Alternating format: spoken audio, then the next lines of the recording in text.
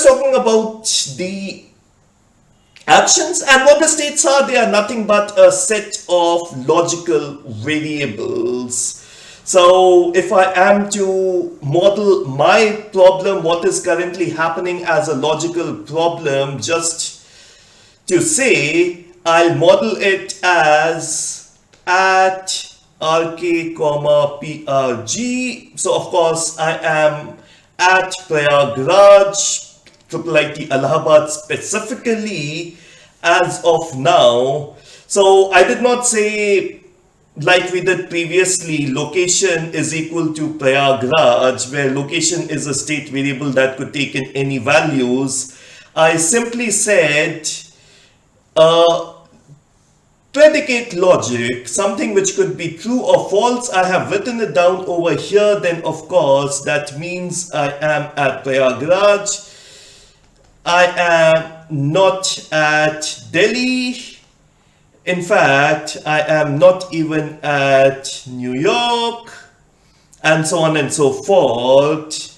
I could just go upon by saying other things that do matter, that of course I am teaching AI right now, and of course the fact that I am currently speaking, and so on and so forth. So that will be your logical variation, a logical representation, not for a specific problem, but that's just how to say how the state variable would be. Now, there's one problem that you obviously see around over here. Let me rub whatever was just made up to tell you what all logical variables are as a state representation, and let's come to the actual variables as per the problem. Now the problem is that there are thousands of places. I am at one of them, so this is the one that is true. However, I am not there at 10,000 of them, and all of these are false. And you'll be surprised, was it specific to the problem? No. This is something that happens in logical programming every time. The number of true variables are far less than the number of false variables. And in order to write down a state, of course, you know that everything needs to be specified. So now what I'll do is I will make an assumption. We already partly studied this assumption, and it will be called as the closed world assumption. So the closed world assumption, it says that I know the truthness of each and every variable. There's no variable that I do not know whether it's true or false. All my possible values can only be true or false.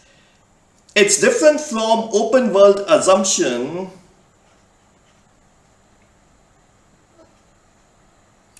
where for any such variable propositional, my possible values are of course true, false, and it's also unknown. Like teaching AI comma RK true, studying roll number 10 comma AI. I do not know whether you're studying, you're not studying, you are on mute, you just played this video, ran away. It's unknown. So this of course is a very hard problem, because I need to represent each and every such variables, and that you can already see is a hell of a task. I'm not there at 1,000 places, I'm just there on ones. And therefore we will be making in a closed world assumption over here to modify this problem. Now, one thing which might have occurred to a few of you, and I would be extremely happy if it did occur, one thing which I could have also said very easily is just add one rule in your knowledge base, which is if person P is at the station S, it of course implies that the person P is not at station S2, and this happens for all station S and S2. Now, that's where my second assumption comes. First order logic had complications, and we will not take those as complications, and therefore we will restrict ourselves to zeroth order logic only, or we restrict ourselves to ground, qualifier free.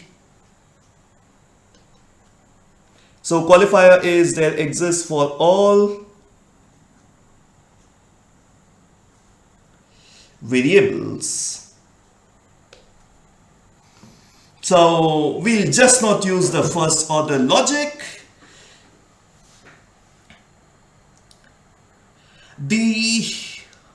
And therefore I cannot solve the problem where in open world assumption I do not represent something up, and I also do not want to write down huge states that I'm not at 1,000 places, I am just at 1 places. So I will be making use of the closed world assumption right here, and after making closed world assumption right here, I can safely say, because everything is either true or false, typically the number of false significantly more than the number of trues, I say in my state I will only write the variables which are true. So I will not write not at RK comma Delhi, not at RK comma New York. They are false. If I don't write anything, it's false. And therefore for the rest of it, similar to prologue, we already made that assumption there by the way. I'll just say that I'll only write down positives. Like prologue, we only considered positives. We absolutely never considered anything which is a negative. And with that, let me go upon, and with this very simple state, I do write down an action, and I tell you how to go from state 1 by application of an action A to state 2. If I can do that, you can do it for the rest of it. So let's go to exactly the same action around over here. So I say my initial state is at RK comma Prayagraj. That's all. Of course, they could have been, depending upon the problem, a lot of things. I did not do that up because I did not want to complicate the problem.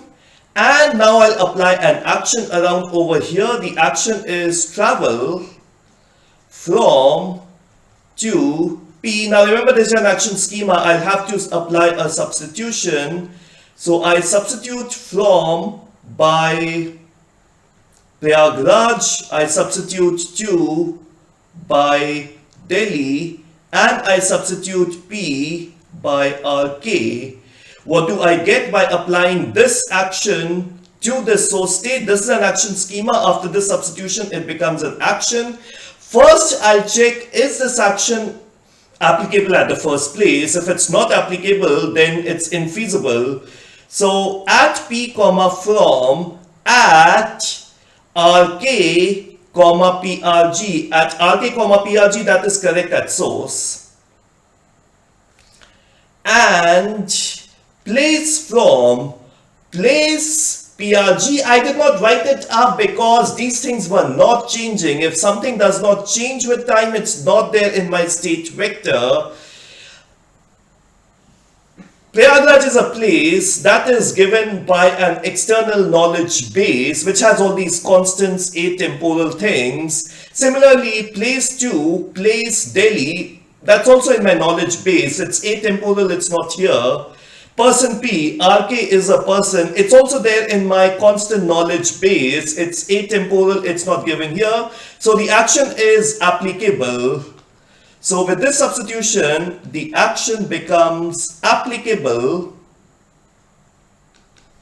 And if the action is applicable, that means I can apply the effects which are at P comma. What was P? P was RK. At, what was at? Oops, it's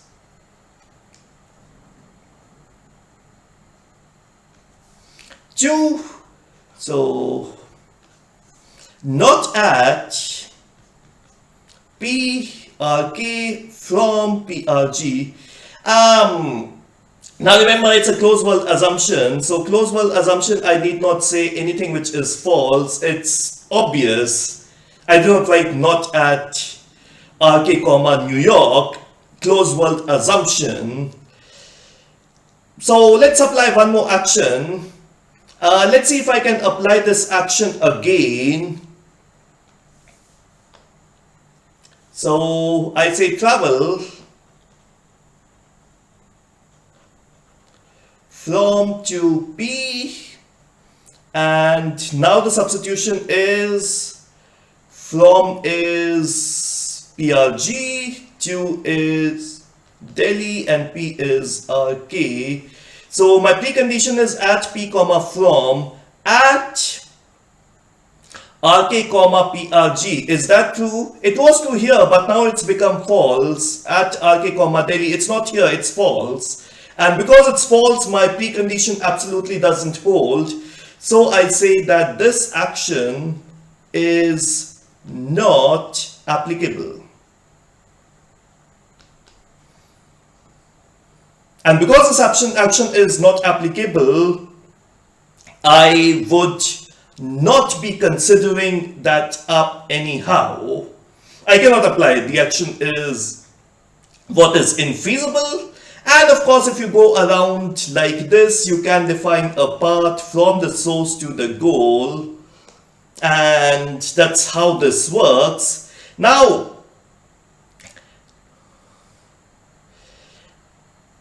if you are following closed world assumption, sometimes people are interested that, okay, programmatically, how can I do that? Programmatically, how does it work? So let's start with the state vector. A state vector is nothing but it's an array, it's a variable size array or a linked list of all the propositions which are known to be true. Remember, with time it can increase, with time it can reduce, and that's my state vector, very different from the states that you've seen so far. When you apply an action, of course, you could say that first check the precondition. So check if what is specified in the precondition to be true is definitely there in the state vector, and specify that anything which is with negation at the precondition is definitely not there at the state vector. Simple programming effect. Now, people love to really have things which are more or less in a easy to program format.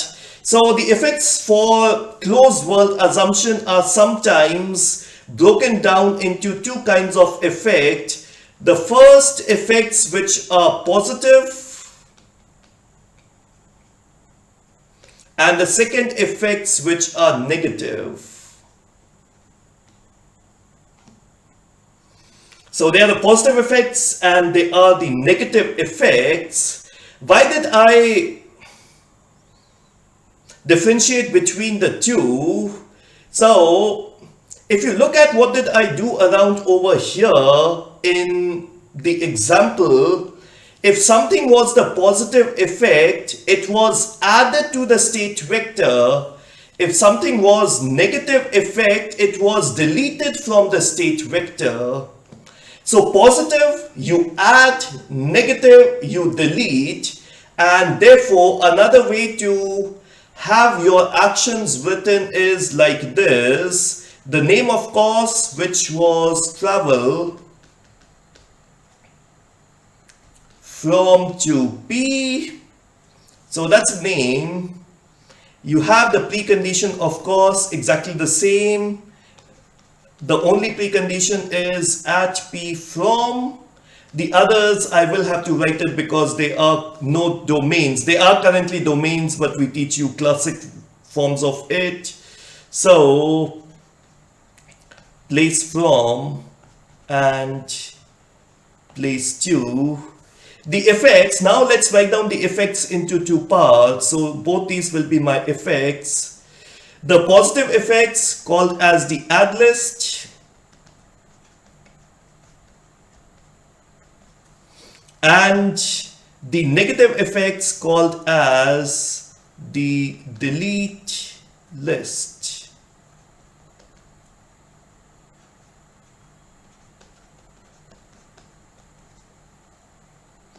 So if you have a state S over here as a array or a vector, and on application of this action schema you go to the state S dash. So assuming A is active on S, so if A is applicable on S, then what do I do is, how do I get S dash? So I first delete items from the delete list, and then I add items at the add list. Simple programming. Remember, all these are only when your world is closed. We per se haven't looked at open world, which for robotics is very interesting. I need to take out something from the drawer. I can only find out when I have a look at it. So, closed world, open world. Now, the other thing that of course will be there, that all my assumption of database semantics hold. So, what is database semantics assumption? Again, every object has its unique name. So virtually that father of father of father of, or that best friend of best friend of best friend of, it just goes away. Everybody has a unique name. All symbols point to unique objects. So that's database semantics is one obvious way of saying that we can get rid of functions and everything will be ground. If there's best friend of best friend of best friend of X, it has a name. Just refer it by its symbolic name. In this little thing, one thing which we again haven't done is what Prolog can handle by some means is to say from is not equal to 2. Because it's not traditional logic, and because of that, if you really see that if I don't specify it up, will there be a problem? So let's see what problem will be there. If you fly through, if P flies from Allahabad to Allahabad, this gets deleted and the same thing gets added. So fair enough. That's not creating a problem. The problem will be if you do it the other way around. If you first add it up, it's set. So if you add it 5 times, only one gets up and then delete. So that's a way to remove RK from the entire world. That's why we deleted first and then we added that up. So we haven't added a from is not equal to 2. If you want, you could add it up as well.